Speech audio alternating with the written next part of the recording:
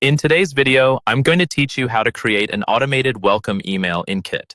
We're going to walk through setting up a simple automation that sends a welcome email automatically anytime someone signs up through your form or landing page.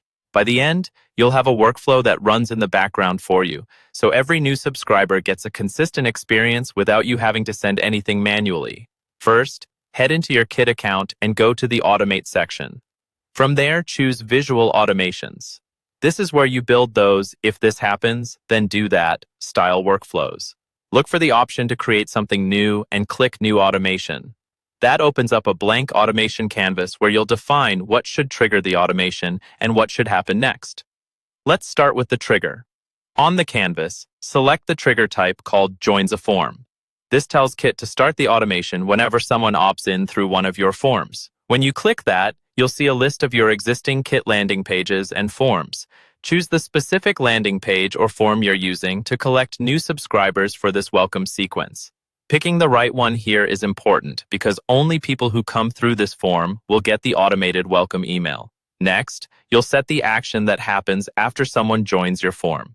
Underneath the trigger on the canvas, you'll see a plus icon.